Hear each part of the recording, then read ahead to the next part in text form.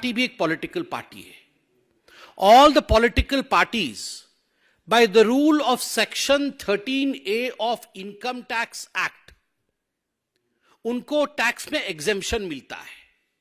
Exemption अर्थात tax पर छूट मिलती है. यह हिंदुस्तान के संविधान का प्रावधान है कि उन्हें टैक्स में छूट मिलेगी और इसमें किसी भी पार्टी के साथ सौतेला व्यवहार नहीं किया जा सकता है. जो व्यवहार भारतीय जनता पार्टी के साथ होगी वही व्यवहार कांग्रेस के साथ होगा, वही तृणमूल पार्टी के साथ होगा और दूसरे पॉलिटिकल पार्टीज के साथ भी, जो नेशनल पॉलिटिकल पार्टीज हैं उनके साथ भी वही व्यवहार होगा.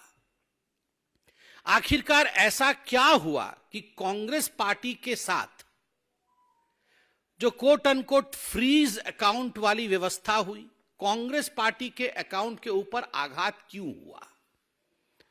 देखिए, यह विषय होता है फाइनेंशियल ईयर 2017-18 का. जो वित्त वर्ष 17-18 था कांग्रेस पार्टी का, उसका असेसमेंट होता है 18-19 में. कांग्रेस पार्टी ने जो भी आमदनी की, जो भी डोनेशंस उनके पास आए 17-18 में, उनको उस पर टैक्स बनता है स्वाभाविक रूप से. तो जो भी टैक्स इत्यादि देना होता है उसका एक डेडलाइन होता है.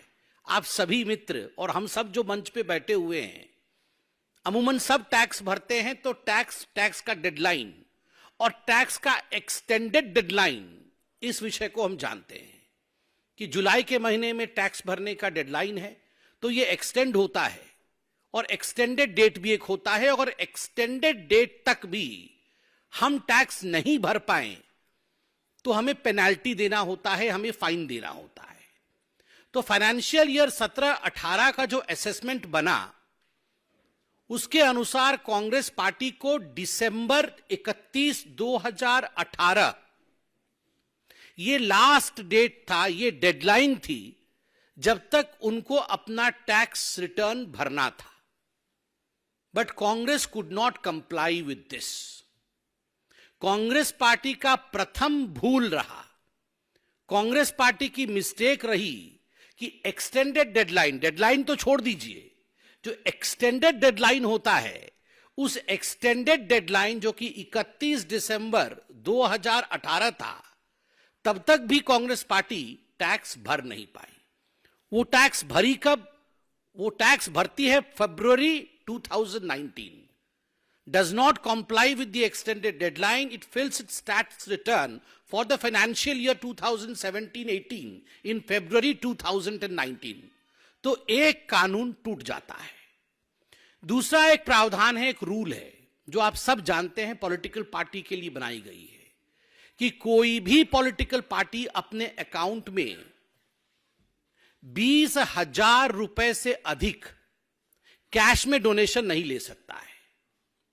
मगर कांग्रेस पार्टी का फाइनेंशियल ईयर 2017-18 का जब असेसमेंट 18-19 में हुआ तो उसमें पाया गया कि कांग्रेस पार्टी ने इस प्रावधान का भी उल्लंघन किया है.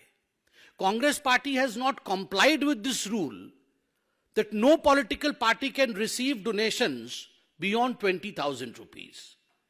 Astonishingly, I don't know why, despite knowing the rules, Congress party had accepted a donation worth 14 lakh rupees.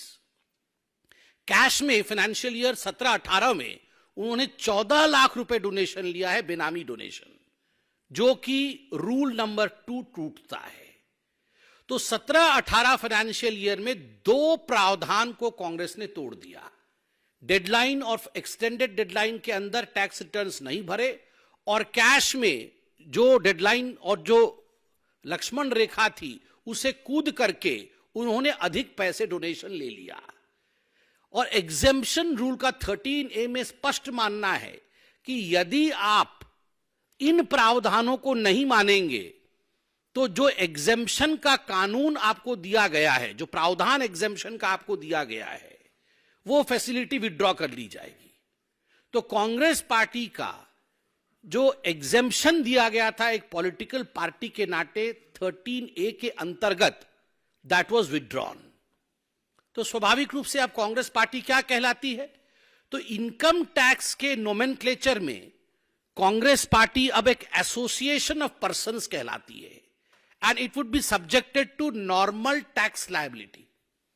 A group of association of people है, और एक एसोसिएशन ऑफ पीपल जब कोई ट्रस्ट इत्यादि इत्यादि चलाते हैं तो उनका जो टैक्स लायबिलिटी होता है, नॉर्मल टैक्स लायबिलिटी होती है, वो नॉर्मल टैक्स लायबिलिटी के ब्रैकेट में कांग्रेस पार्टी आ जाती है।